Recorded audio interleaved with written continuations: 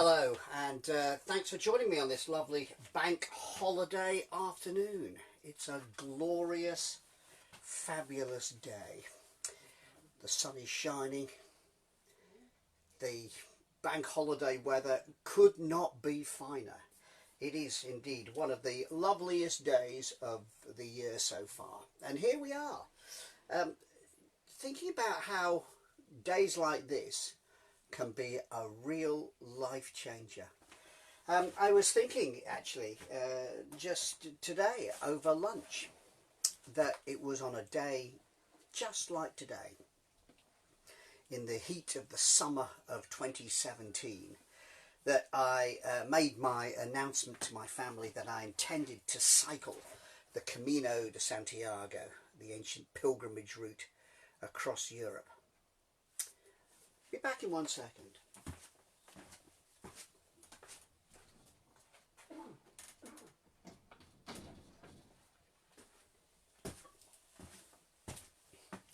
Yeah, the Camino de Santiago, it's an ancient pilgrimage route that's been around for 1,000 years actually, and it's just dramatic.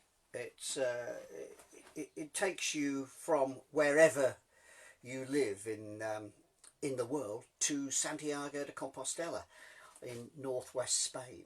I said that rather fast and slightly glibly, Santiago de Compostela. It actually means St. James in the field of stars. It's a wonderfully poetic name. And for over 1,000 years, people have been making this declaration in their lives to set off from wherever they live to head to Santiago in the hope of perhaps finding something, maybe finding something in themselves. And in many ways during this lockdown, we've been looking for ways to make our lives have a little bit more meaning, and sometimes it comes out of the blue. For instance, a conversation I was having the other day said, "What are you enjoying about lockdown?" And I said, "Well, just being with family. Actually, I'm really enjoying that business of family conversations and meal times in particular, where the conversation ebbs and flows and stuff goes on. It's really, really good." Of course, that's I'm perhaps one of the lucky ones, because there are other people who think, "I'm dying to see my family and I can't, and I'm stuck all on my own and I can't get to anywhere." So for those, it's dreaming of how life will be better when the lockdown is over and we move on. Well, will we move on, or will we take something of what we've learnt and enjoyed from or experienced, if you like, even if it's having dreams and thinking about things you'd like to achieve and saying, okay, there's stuff I want to achieve, the places I want to go. I met a pal the other day who was busy booking up trips. I said, "What are you booking up trips for? You're not going anywhere." He said, "Well, I've got the Avios points and I want to use them up." So I'm booking them in the hope that something may just happen. But there was a frantic scrabbling about it, rather than a, well, where would you like to go? What would you like to do? And what do you want to see? And why do you want to go and do the Camino de Santiago? Look, it's had a bit of a magnetic feel about it for lots of people over a millennia. I'll give you an example. Back in the Middle Ages, Chaucer's writing the Canterbury Tales, and they're all meeting up down at Southwark at the Tabard Inn to walk to Canterbury, and they're telling each other stories and they're getting together. Well, there's a lot to be said for that. Meeting up with people on trips and adventures and seeing what you get from other people's experiences. Back in the Middle Ages, when Chaucer was writing those stories, around about 250,000 people a year would set off from wherever they lived in Europe, Scandinavia, Russia, Germany, France, Britain, the Balkans, wherever, and head to Santiago de Compostela and back again. 250,000 people a year. I didn't know there were that many people back in the days of the Black Death, but there were. In 1212, St. Francis of Assisi, you know, the fellow who talked to the animals and the birds. He walked from his home in Assisi to Santiago de Compostela and then turned around and walked back again. Wow. These days, lots of people will head to the foot of the Pyrenees, to the little town of Saint-Jean, Pied-de-Port. Pied, yeah, the foot of the port, the foot of the Pyrenees, as the pass goes up the mountains. And then they head away across northern Spain through the great cities of Pamplona, where Hemingway described the running of the bulls, and every July there's a big bull fiesta. And then onwards to Logrono, which is the capital of Rioja country, where the beautiful red wine comes from. Then into Tempranillo land, where you come to Burgos and Leon, and over the mountains again. Mountains, mountains and big plains. Heading into Galicia, which has a dampness and a quality that's quite magical and almost ethereal, in a sense. You know, you can imagine druids and weird magicians and Merlin appearing there, to this town of Santiago, where supposedly the bones of Saint James the Apostle, the brother or cousin of Christ, are buried in the cathedral. And to see the cathedral and to get your certificate, and then to head home. Most people taking a cheap bucket flight back home and back in the office on Monday and going, yep, okay, tick that off my list. Well, I rather like the idea of doing it in a mixture of Middle Ages and modern, which is setting off from home. So I am at home now. This is my studio, where I paint and create my art. And I took my bike from here, cycled out, and the very first decision I made is at the end of my drive. Do I go left or right? And in a sense it doesn't really matter, because I'm heading to Portsmouth to catch the ferry across to France, and then cycled the entire length of France. And then over the Pyrenees and the whole length of northern Spain as far as Santiago and on to the coast, turn around and come back again. And I love the idea of cycling out of my home and back into my home, having done the whole thing without the aid of an aeroplane, you know, just me, the bike, and the ferry. And I wanted to paint the adventure as I went. Now, painting the adventure, can't I just take photos or do some little sketches? Well, painting it means that you're rooted in the spot. You have to concentrate on where you are. And you look at things a little bit like we're doing in lockdown. You know, when you go for your walk, and I'm noticing all sorts of things. I've been talking about it a lot, the arrival of spring 2020, these great magnificent vistas we've been seeing, and the changing in the fields every day almost, you know, new blossoms, new blooms. This week the giant poppies have come out in my garden, and that's always the sign of the beginning of summer. So although this is the late spring bank holiday, it feels like a little bit like summer's appearing. So I'm going to paint it. Right. So on a boiling hot summer's day in August 2017, I announced to my family and friends that I'm going to cycle the Camino de Santiago. They went, oh yeah, when? I said, I'm going to go in spring. Why are you going in spring? And instantly all these questions: why are you going to do that? Surely it would be better if. It's as if somebody else who hasn't been thinking about this for months or ages has got a better idea of how you can do things. Well, not necessarily better, but a different idea. So can you cycle? Why don't you go in the autumn? Weather's better in September.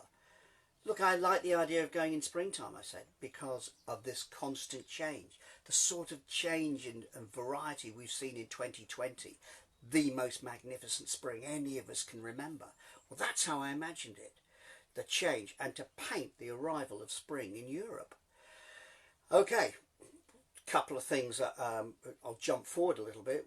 I didn't realise was, of course, that the spring in British Isles is always more colourful and more spectacular than just about anywhere else in the world. We have the best springtime of any country. Really? Yeah, we do. Oh, why is that then? Something to do with our climate, the temperate climate, the nature of where we live. But that's beside the point. I want to cycle and see what it looked like, because I've got this image of France and Spain in summer, which is boiling hot and geraniums and glorious, and I'd like to see the arrival of springtime. Okay, because surely that's going to happen. Well, these are more harsher climates. They're hotter in summer, colder and more challenging in winter. And in spring, as I discovered, the spring of 2018, it was a spring like no other. So you think you can be prepared, you're not entirely sure.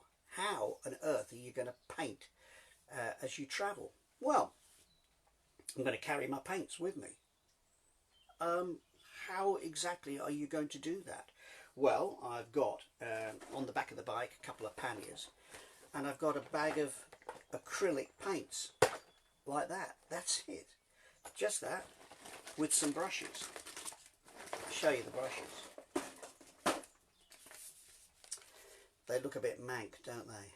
Yeah, well, those are the brushes. They did get a bit manky as I travelled, and I'm going to paint with these on what? Well, I have to do a little bit of practicing. So I worked out that I wanted to get a decent size, and I managed. I thought, oh look, I can carry A3 size. A3 is this. I mean, that's quite a substantial size, isn't it? So I got a cardboard box, and I got the lady from Ryman's in town to cover it with sticky back plastic to give it a little bit of protection. And inside I've got acrylic paper and then foam boards covered with acrylic paper, which are nice and light. And with that and some artboards, I can carry 30 to 40 surfaces. Now I've got all that in this little plastic box, which has been stuck together because it got damaged. And I've got the whole thing wrapped in a dry bag. You know those things you can get from Mountain Warehouse for a tenner? Yeah. And that is held on top of my panniers with a bungee cord.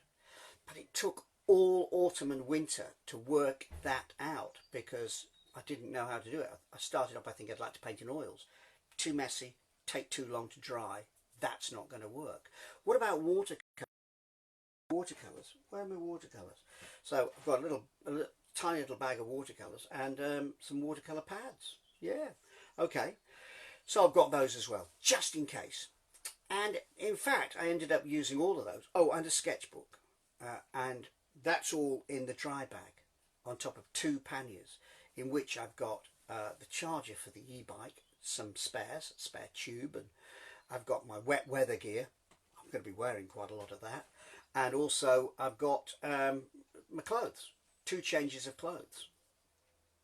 Okay, I wash things out every single night. Now I'm going to stop and paint along the way. And you've been seeing a lot of my paintings in the stories I've been telling from Utterly Brilliant, My Life's Journey. This is the book, which has in the front of it, it's got the very nice pink map. And it's also got some of the paintings inside. I think I've got roughly 30 or so of the paintings that I produced along the way, like this, which is lovely. And I've been showing some of those, but I've also decided that I'm going to have a set of prints made so that you can share in my adventure, if you like. And that's what I'm going to talk about today, the Camino prints which are only available online. Okay, you can't buy these in a shop. They're not available in any gallery anywhere. They're just available online at mallettspallette.co.uk. Now, limited edition prints. Okay, how do you decide which ones you're going to do? Actually, that was quite simple and fairly straightforward. There's 9 in the collection of limited edition prints, and they are printed on the finest, gorgeous, most loveliest quality of paper, artisan etching paper from Paris. The top stuff, the sort of thing that you go, wow, that's quality. And they look fantastic. So they are available mounted or mounted and framed. Let's start at the end. Santiago de Compostela. This is where I am heading on my adventure. And this is a print. Wow. A print, yeah, yeah. I know, it's amazing, isn't it? This view was pointed out to me by the lovely folk at the tourist board. I talk about this in Utterly Brilliant My Life's Journey. I'll give you a little example of what I'm talking about. So I go into the tourist office, and instead of saying, where's the cathedral, where's the airport and stuff like that, say, I'm an artist, where's your personal favourite view of the city? And they replied, well, there's the skyline from the park, everybody goes there, that's the easiest one to reach, people love that. But our favourite, said the 2 ladies in the tourist board, is by the gardens next to the Museum of Galicia. And that's where I headed. And in the spring sunshine, you can see the sunlight glistening off the roofs and the towers of the cathedral. And it's just the soaring ambition of this is where I am heading. And when I got there, I'm sitting there on a day like today. Glorious sunshine. You know how you want to sit in the park or outside in your garden, you've got your shirt off and you're thinking, this is nice. And there's a little breeze, and the smell of blossom and of the town growing and the country growing. Oh, glorious. This is how the prints look when they are framed. So it's double mounted with a French mount. Lovely cutout here. And a double mount in the frame. That beautiful crushed silver frame. An inverse, converse sweep on it. And then under glass. This particular one is going off to be delivered tomorrow to a collector, a very discerning collector, who said, yep, I'll have the Santiago skyline. I said, have you been to Santiago? No, I love the idea of dreaming big and heading for your dreams, he said. I really like that idea.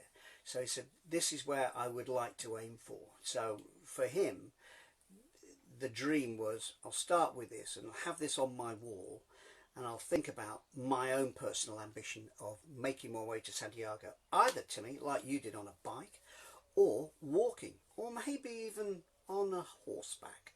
Who knows? Or you could just drive it. I mean, there's a million different ways to get there. I'm going to give you a little close-up now and show you some of the detail of this particular painting. So, take a look at this.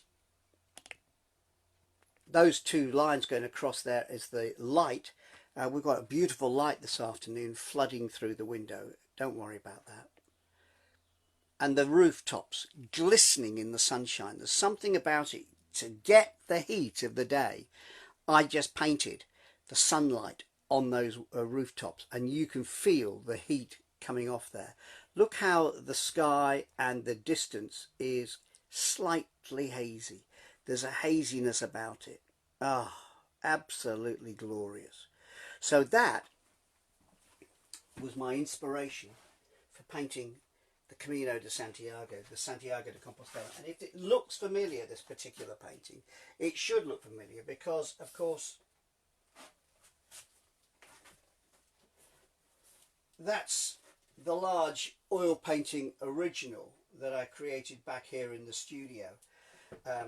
But this one, if this was for you, this is what you do. You go to mallettspallette.co.uk and you go onto the shop collection, and that's where you can buy either a mounted print and get it framed yourself, or for just the cover, just covering the cost of beautiful double moulding and the glass and the professional fitting, you pay a little bit extra. These are on at a bargain introductory price. They are not available in the shops, so they're only available online from mallettspallette.co.uk. They start just mounted at 225. Yeah, I know, it's the cost of making them. And then 350 framed. £350 framed. A picture like that on the wall. Does that look like a print? It looks like the original, doesn't it? It's amazing. So this is going to a collector tomorrow, and if you're looking for something to go on your wall to inspire you, perhaps to get you dreaming of something that you want to achieve in your time. In your time, yeah, your time is about what do you want to do in this lovely thing we have. It's our life. Our job is to make the most of each and every day. Dream big, and your life could be big. Actually, it doesn't mean it will be big, but dreaming big dreams gives you the possibility that something might happen. We can all just carry along as we are, poodle along, toddle, and it'll be fine.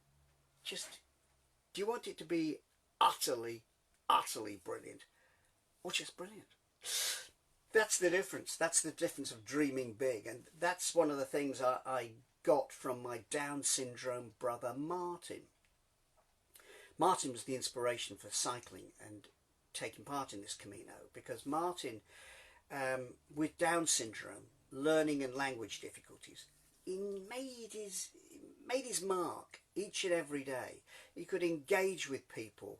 He just enjoyed the moment, the here and now of living. And I thought, that's interesting. How does he do that? Because he'd say, you and me, I'm happy. So I've been doing this lockdown thing, the you and me-ness of life, just with the family, actually is quite inspirational. And the conversations, the ebb and flow of opinions, you know, what do you think about this, or what do you think about that, and have you noticed tomorrow? And it's a bit precious.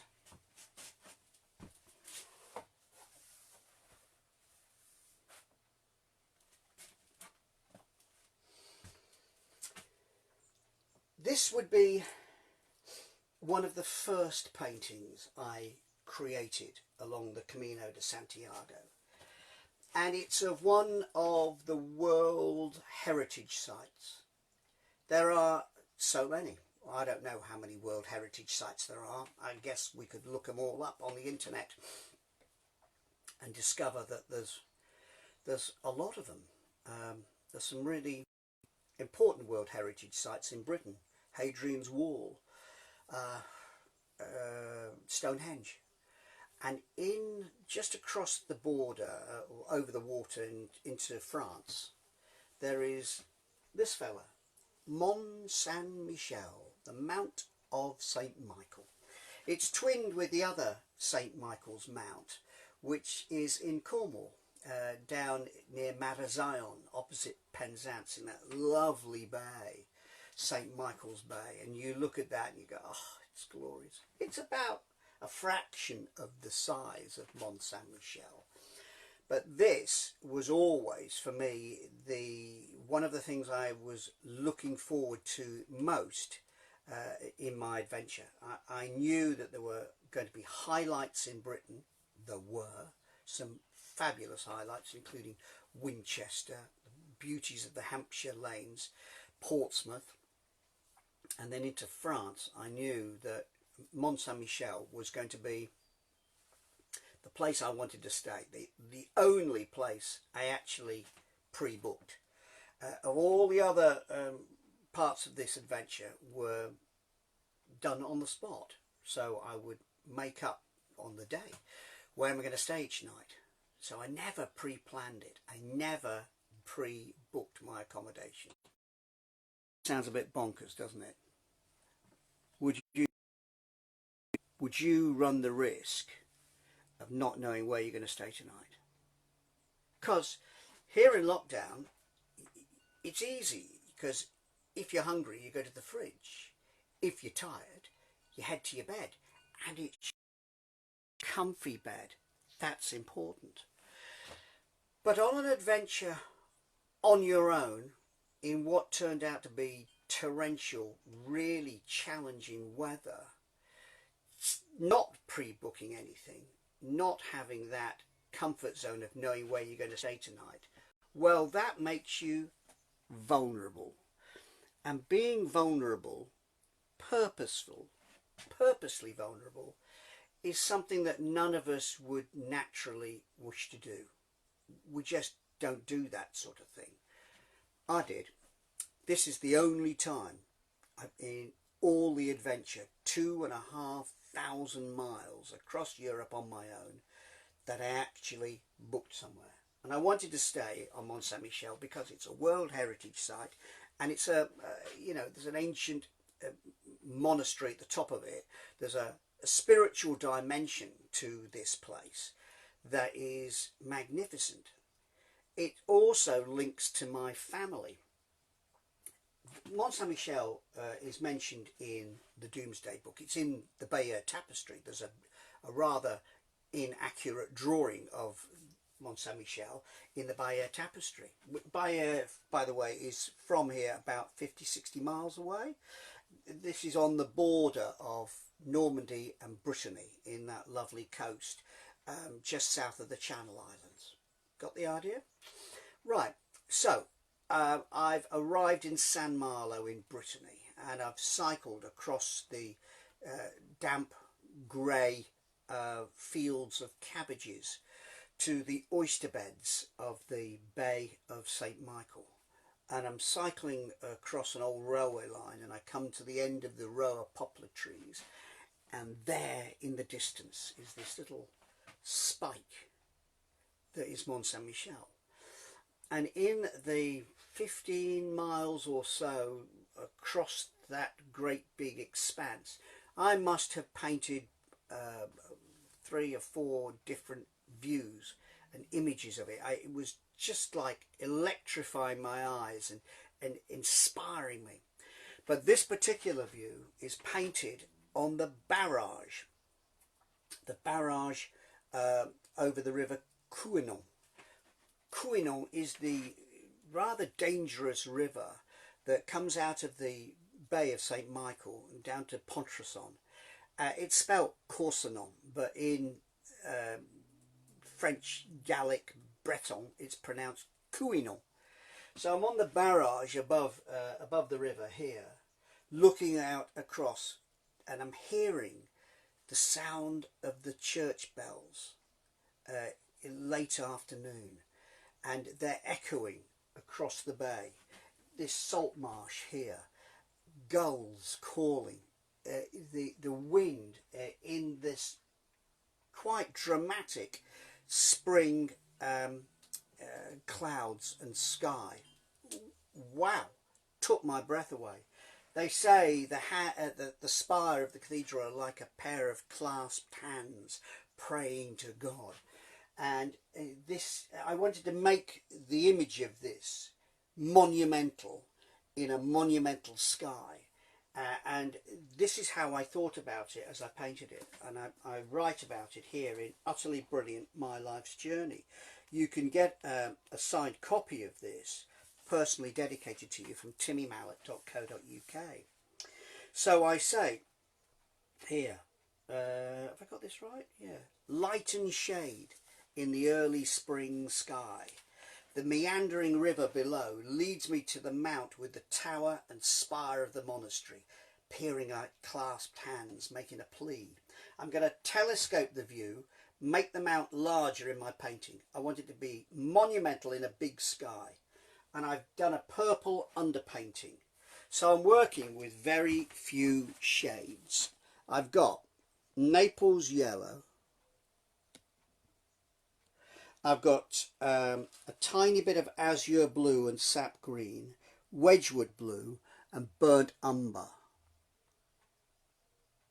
And then there's a reflection in the water. And it's absolutely inspirational. Now I'm going to cycle down the causeway. So the causeway has been redone. It's about 3 or 4 kilometres now from where you catch a little shuttle bus that takes you along here, just down there to the gateway, and the entrance just in here.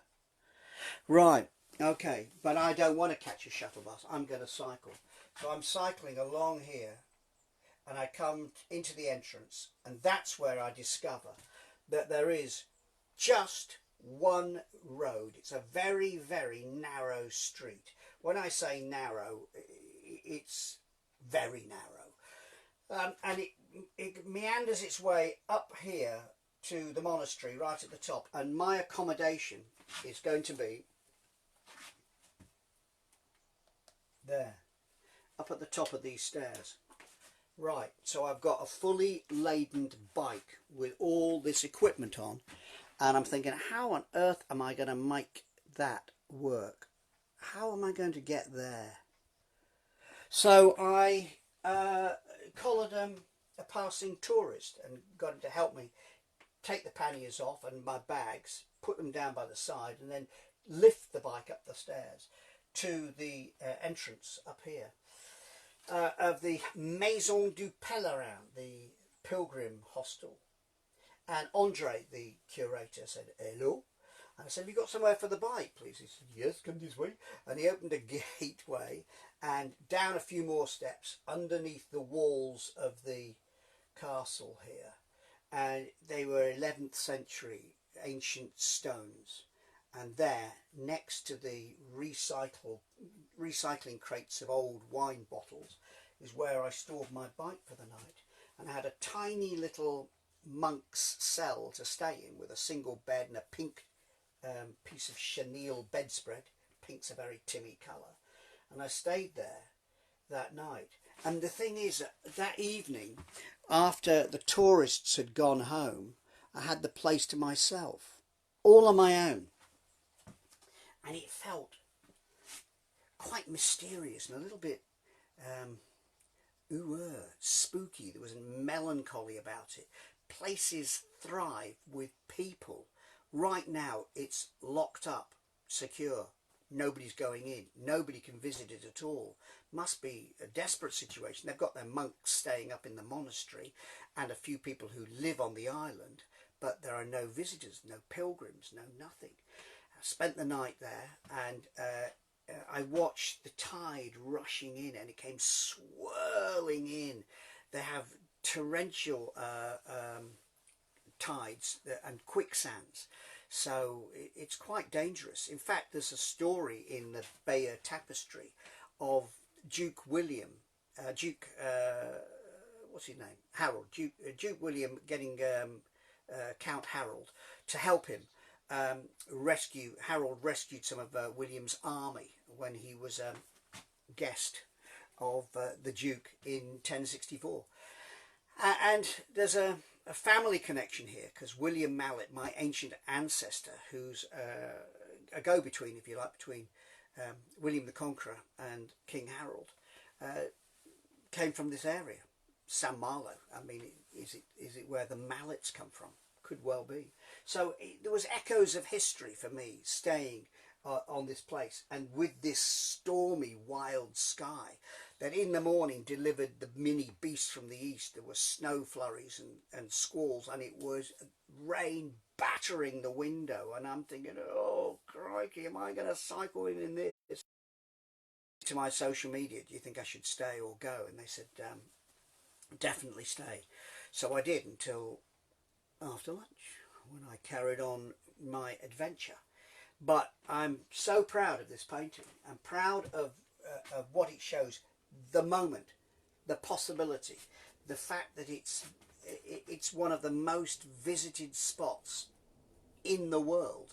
You know, you've got the Taj Mahal, you've got in France the Eiffel Tower and Disneyland, but Mont Saint Michel is the one. It's right on the border. This side of the river is Brittany, that side is Normandy, and just around the corner is the Cotentin Peninsula, where you have Cherbourg at the top. And in fact, there's a cycle route you can do, the tour of the Channel, which goes Weymouth to Poole, then across to Cherbourg and down through the peninsula, visiting places like the Normandy landing beaches, Bayeux, Avranches, Mont Saint Michel, and up to Saint Malo and back again. And that is a trip I would dearly love to do with my cycling buddies. It's on the list of trips I want to do, but I've stayed at Mont Saint Michel.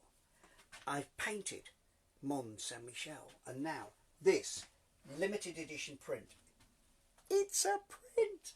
Does it look like a print? It looks like the original. It's amazing. It's available, and you can only buy it online. Only online from mallettspallette.co.uk. Beautifully mounted like this. It's signed, numbered in an edition of a maximum of 50, and when they're gone, they're gone. They're all gone. So that's the size at 225, and then 350 if you want it framed in that beautiful frame with glass, or you can get it framed yourself. But that's the place to get it, mallettspallette.co.uk. So what do you think?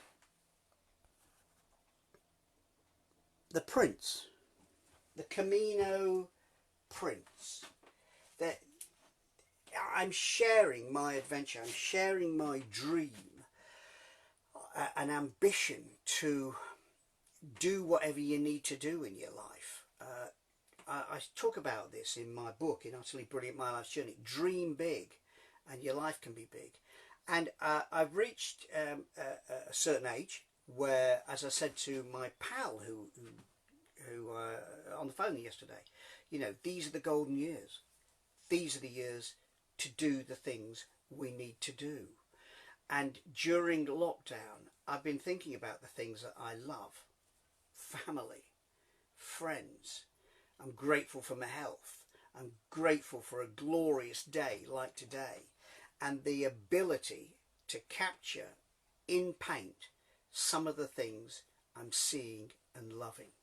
Now, there are in the Camino collection 9 prints.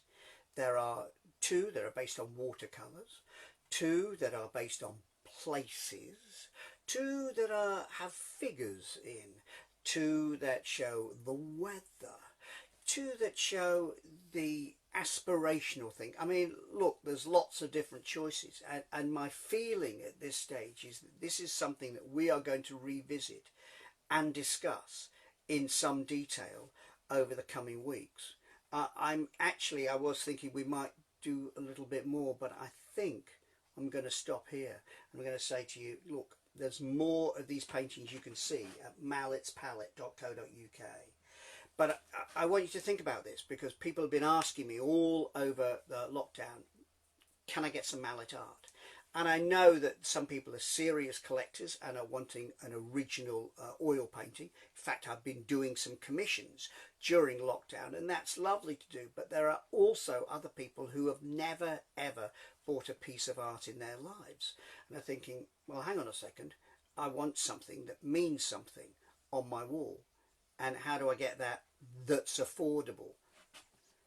Mounted, beautiful print, signed, numbered, named, double mount on here, £225. Only online, can't buy them in a shop. Or beautifully framed, like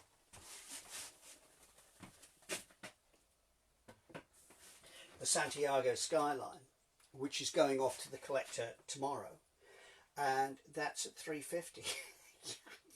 It's a bargain.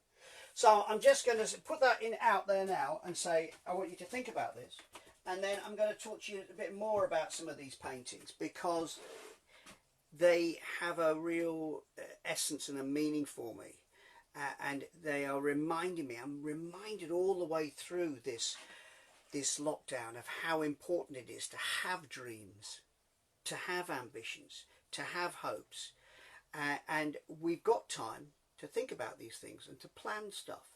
Maybe it's an adventure, maybe it's just a direction that you want to move in. Well, there's no time like the present for dreaming about it and for saying it, because the second you say it out loud, the second you declare it, it's halfway to coming true. That's it.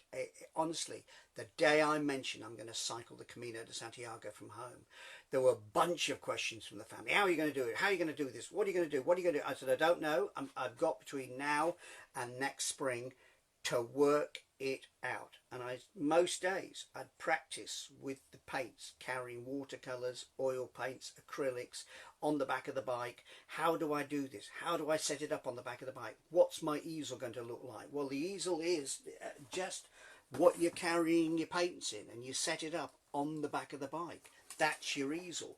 And how few paints can you carry? That's it. That's as a little as that. Okay, just the colours you're going to need. It doesn't, and I'd hang this off the handlebars. Honestly, off the handlebars of the bike. It looked like a bloke on a mission, and I was, and I am, and I still believe it's the biggest thing I've ever done. Not the biggest thing I'll ever do, because I've been dreaming again during the course of lockdown, and that dream is big, and you'll have to wait until I've discussed it with the family, at which point they'll all go, "You're nuts, you're bonkers, you can't do that." And I'll say, "Oh yes I can, watch me." I'm Timmy Mallett. You've been in my studio. It's been a pleasure to have your company this afternoon. Really enjoyed this, and can I just say thank you very much for watching. Please go to mallettspallette.co.uk, have a look at those prints. If they don't grab you, doesn't matter. If you've got some comments, let me know. There's an email contact address there, hello@mallettspallette.co.uk. That comes to me. I'll get your emails. I'll see all your mentions. But this has been a real pleasure to talk to you today. And thank you very much. Ta-da.